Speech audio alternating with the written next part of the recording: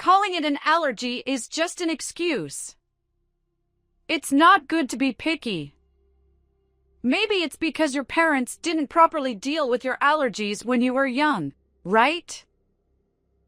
With a sneer, my mother-in-law mocked my sister, glancing back and forth between my father and me. Then, as if suddenly remembering something, she exclaimed in an exaggerated voice, "Oh! She's not great at cooking or cleaning either. Perhaps she wasn't properly taught those things." She looked at my sister's husband, seeking agreement, and added, "She's got a cute face, but it's a shame about those other things, isn't it?" My sister's husband smirked, too. But they won't be laughing for long. After all, they're going to lose everything for making us angry. My name is Nancy. I'm 28 years old, single, and living alone. I'm a dedicated company employee. Given my age, I know it's time to start thinking about marriage, but I'm enjoying my work, and without anyone special in my life, it's something I've only vaguely considered for the distant future. It was during this time that I heard the news of my sister's marriage. My family consists of my father, who runs his own business in our hometown, my mother, a homemaker, and my sister Amy, who is 3 years younger than me. I might be biased, but my father doted on us, allowing us the freedom to pursue whatever we wanted. My mother, always smiling as she watched over my father and us, made our family feel like something out of a picture-perfect story. As for my sister Amy, she was an adorable and charming girl, the kind who could win over everyone around her, regardless of gender. There were times I thought it was unfair how cute she was, or that I envied her, but those thoughts would vanish whenever she came to me, calling, "Nancy! Nancy!" I've always found her irresistibly endearing. My father is the eldest of 5 siblings, most of whom live nearby, so our extended family is quite close. My mother also got along well with my aunts and uncles, so we often gathered for family events. Around that time, we were having one of those gatherings to celebrate the birth of a baby girl, born to my father's youngest sister, who had just had a late-in-life delivery. Although she's technically my aunt, she's only about 10 years older than me, more like an older sister. I was thrilled about my aunt's baby and excited to meet the newborn, so I returned home for the first time in a while.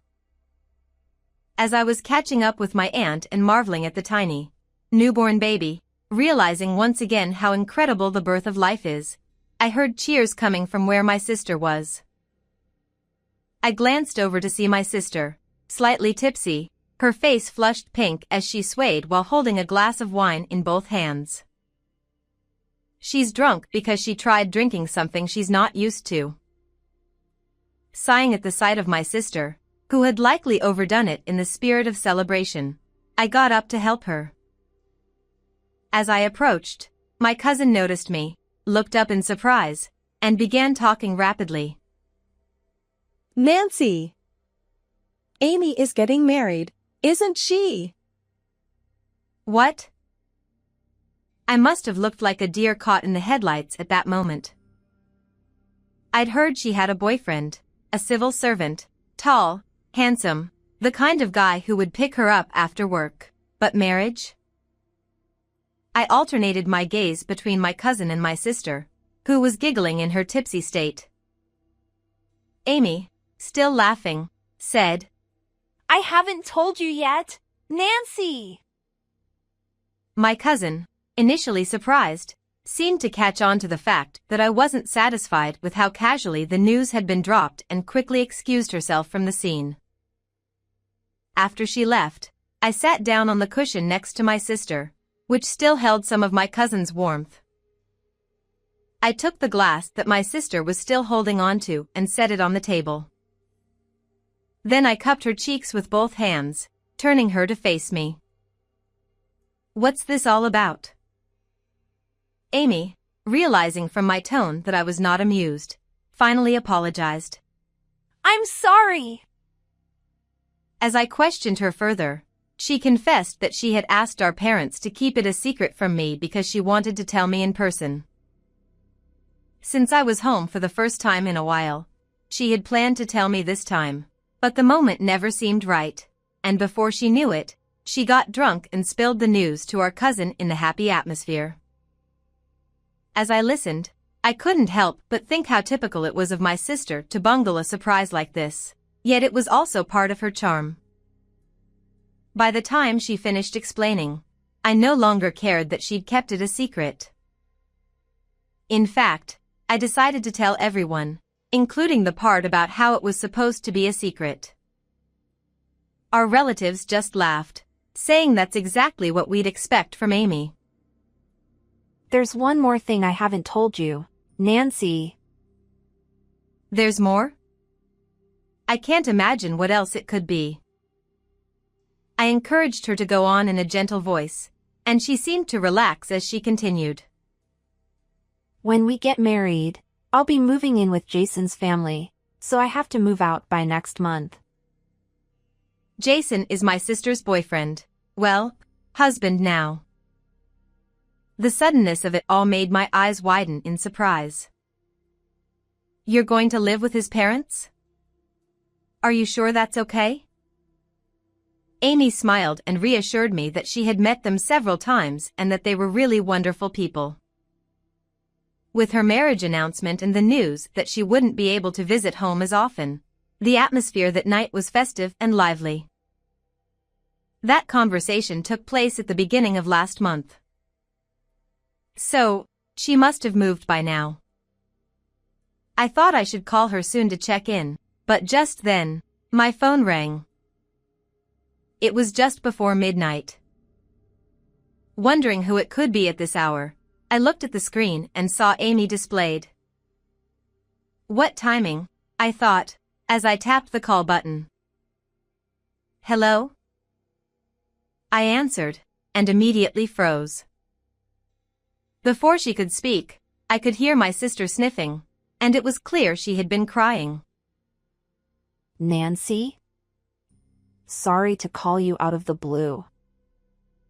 Her voice wavered slightly, as if she was trying to hide the fact that she had been crying. Even through the phone, I could tell she was trying to sound cheerful. It's totally fine. Did something happen? I tried to keep my tone casual, not wanting to make her feel more stressed. Actually, I'm at the hospital right now. She couldn't hold back any longer and started to cry. The hospital? Why? Is her husband with her? I had so many questions, but I held back and just listened. I was brought in as an emergency. I hate to ask, but could you come pick me up? Why me and not her husband or in-laws? I wondered, but quickly realized there must be a reason. I asked for the name of the hospital, told her I'd be there soon, and ended the call. Since it was late at night, I arrived at the hospital more quickly than I expected. My sister was sitting quietly on a chair in the hospital lobby. I rushed over to her immediately. Up close, she looked much thinner than she had a month ago, and her face was pale, showing clear signs of exhaustion. I sat down beside her and gently asked if she was okay. I'm sorry for calling you so late. I'm feeling better now. That's good. But what happened? Why were you rushed to the hospital? She didn't seem to have any major injuries, so I wanted to understand what had happened. Her next words made me doubt my ears. I ate peanuts. I blurted out. What? Without thinking. My sister has a peanut allergy. She's dealt with it all her life, and our family has always avoided having peanuts at our meals. Why? Did you accidentally eat some? No, my mother-in-law. My mind went blank. I couldn't believe that anyone, knowing about her allergy, would intentionally give her peanuts. I asked if she had told her mother-in-law about the allergy. My sister turned to me, her eyes brimming with tears, and said, Of course I told her. But she said I shouldn't be picky just because I claim to have an allergy.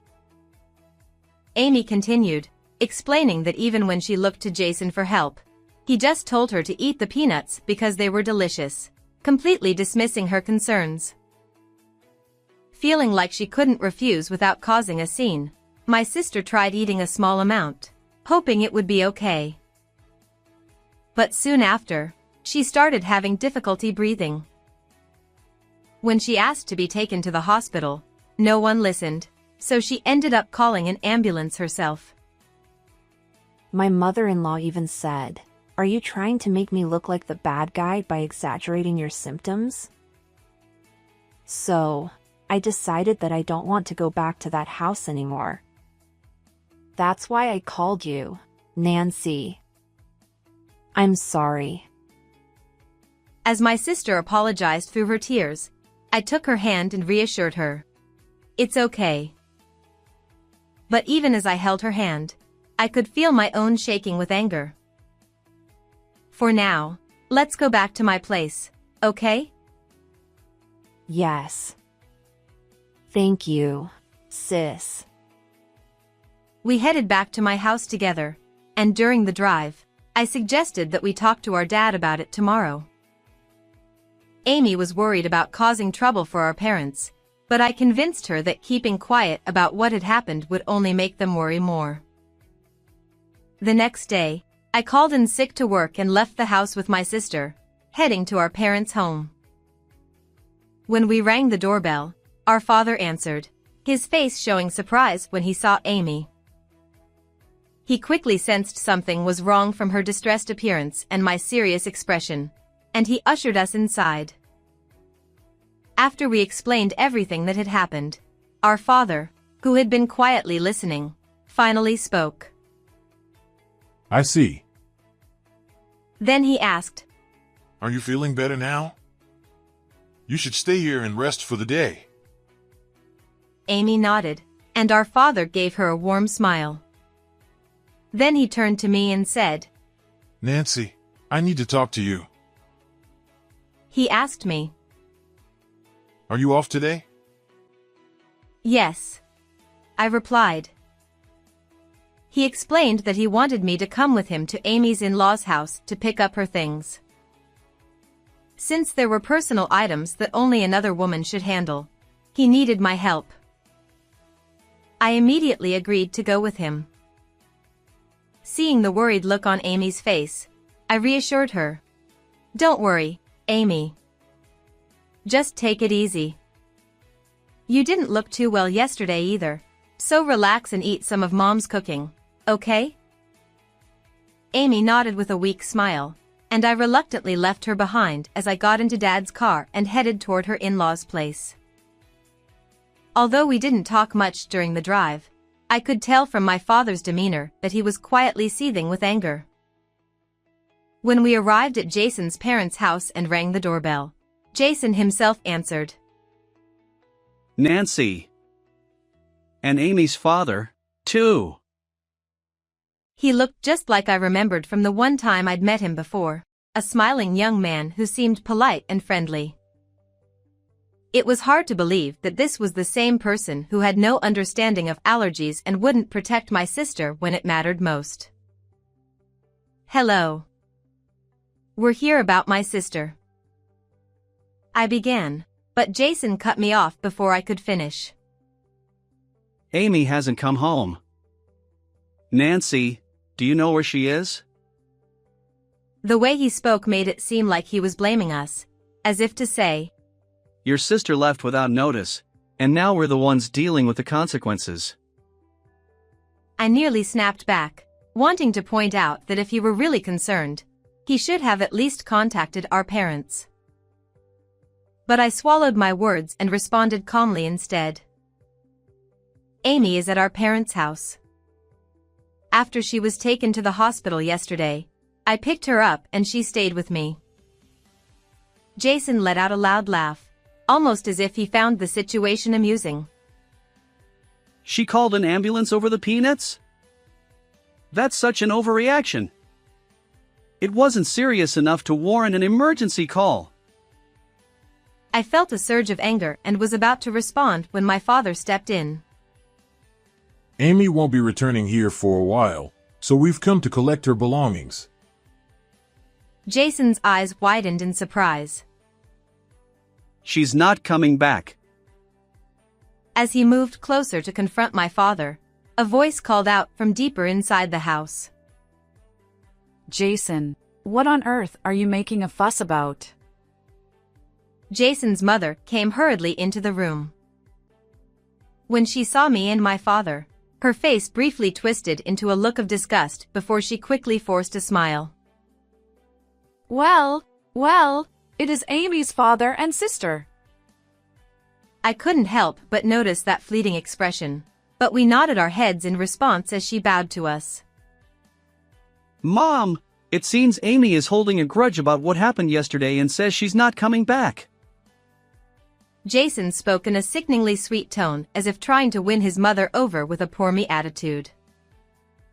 Sensing that things might take a turn, I discreetly started recording the conversation on my phone, which I had already set to recording mode and hidden in my pocket. Are you talking about peanuts? Amy keeps making a big deal out of it, claiming she has an allergy, when it's really just a matter of picky eating. She continued, with the same plastered-on smile, saying she only wanted Amy to enjoy the delicious peanuts. It's not about picky eating. Amy has had a peanut allergy since childhood. Even food prepared with utensils that have touched peanuts can cause a reaction, so we've always been very careful. I fought to keep my anger in check as I explained, feeling on the verge of losing my composure. But Jason interrupted with a dismissive tone. Yeah, but you know. And continued.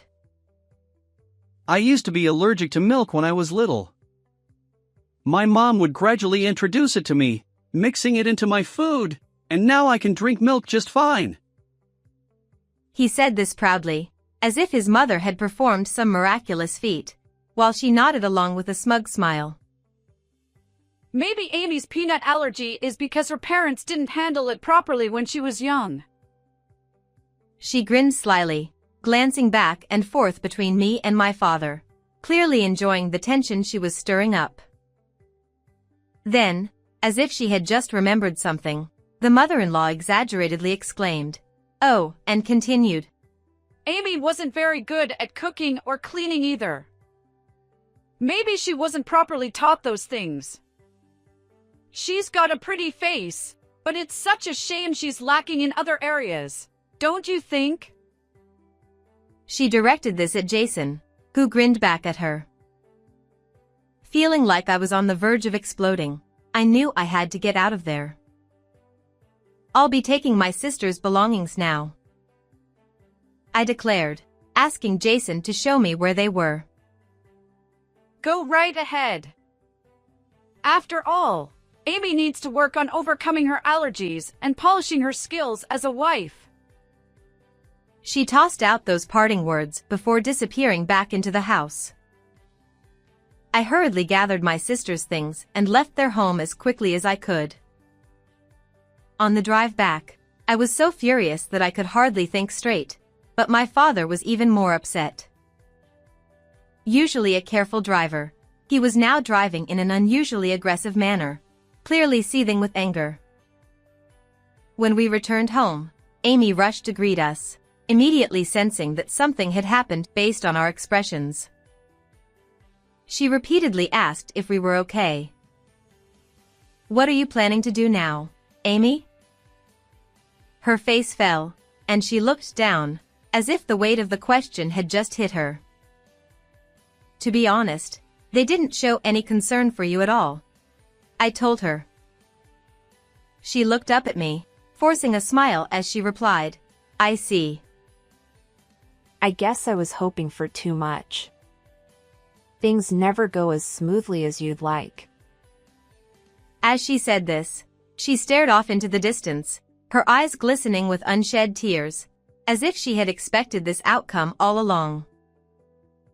Based on my mother-in-law's tone, I started to wonder if this incident was just the tip of the iceberg and if there had been other problems before. They'd throw away the food I made, saying it was too salty, or spill drinks on places I had just cleaned. Although I had suspected something was wrong, hearing the awful details made my head spin. I always thought that, one day, we would come to understand each other. Seeing her exhausted smile, I could only imagine how much she had endured, and it pained me to think about it. But after what happened this time, I realized we'll never understand each other. That's why I'm going to get a divorce. Perhaps relieved that her last bit of hope had been shattered, my sister said this with a bright smile. My father, hearing this, nodded deeply. You've done well up until now. He spoke gently, as if reassuring her. Leave the rest to me. Hearing this, my sister and I looked at our father with wide eyes. He responded with a mischievous smile. I've got a plan. A few days later, he told us that he would be going to pick up my sister's furniture and asked us to come along. My sister and I rode with him to her in-laws' house. Dad, 3 people isn't enough to move all that furniture, right? Father laughed heartily. Don't worry about that. I've got everything arranged. Although I was curious about what he meant by arranged, I trusted that things would be fine since it was him saying so. As we neared the house, I began to dread the thought of seeing those two again, but then cars began filling the driveway at my sister's in-laws' place. It was a large driveway, typical of a countryside house, but it quickly filled up. My sister and I were shocked as people began pouring out of the cars, our relatives, all arriving one after another. Now we won't have any trouble moving the furniture. Watching my father greet the arriving relatives, I finally understood what he meant by arranged. Noticing the large number of cars and people, my sister's mother-in-law and Jason came rushing out of the house in a panic. Amy! What is the meaning of this? Showing up with so many people all of a sudden? They looked as though they were about to lash out at my sister, so I quickly stepped in front of her to protect her. Then, my father stepped in front of me, and with a smile, said to them, Thank you for everything. My daughter has decided to divorce, so we're here to collect her belongings. At my father's words, my mother-in-law frowned. Divorce? I haven't heard anything about that. And we already packed up Amy's things recently, didn't we? Despite the tense atmosphere, my father continued with the same cheerful smile. Most of the furniture here is from when my daughter lived alone. Since it's furniture, I brought about 23 of our relatives along. With that, he turned to the nearby relatives. All right, I'm counting on you. The relatives began streaming into the house. Jason, perhaps trying to stop them, went inside with them. That left just me, my sister, my father, my mother-in-law, and 2 others outside. First, this is our lawyer, and she's my daughter's cousin. Cousin? What does she have to do with this? Mother-in-law looked up and down at the cousin and scoffed. And she's just kid. Indeed, one of the cousins was still a university student. As I wondered why the cousins were here, one of them spoke up. I'm studying law at university. After hearing what my uncle said and listening to Nancy's recorded statements, I came because your comments could potentially be criminal. The cousin stated calmly. It was true that the cousin was quite intelligent and was studying law at university. Forcing someone to eat something while knowing they have an allergy is highly criminal. Mother-in-law laughed derisively. You're just a student, aren't you? What do you know about this? She said this while covering her smirking mouth with her hand. The cousin seemed unaffected by the mother-in-law's comments and continued as if nothing had changed. I expected you to say that, so I brought a lawyer. We have a professional here, not just an amateur. The mother-in-law, perhaps forgetting that the lawyer had already been mentioned, finally looked at the lawyer. This case can also include a claim for damages. Of course, the divorce can be finalized. Upon hearing this, the mother-in-law's face turned pale as she seemed to finally grasp the situation. She rushed over to my sister and grabbed her hand. Amy! You wouldn't really go through with the divorce, would you? I've been so worried since you collapsed. Let go of me! My sister interrupted the mother-in-law and wrenched her hand free. It was rare to see my usually smiling sister glare at her like that. When I collapsed, not a single person was concerned. You all continued your meal as if I wasn't there. I will be going through with the divorce, and I will be claiming damages. Just as my sister finished speaking, a scream from Jason came from inside the house. Mom! All the furniture is being stolen! Seeing Jason clinging to the mother-in-law, crying, my sister exclaimed, What? Stolen? You're the one who had everything moved here under the pretense that you needed it. Those were my belongings that I paid for. As Jason tried to retort, the mother-in-law stopped him by grabbing his arm and whispered to him that the lawyer was present, which I overheard. Thanks to the relatives' efficient work, the furniture was quickly moved out.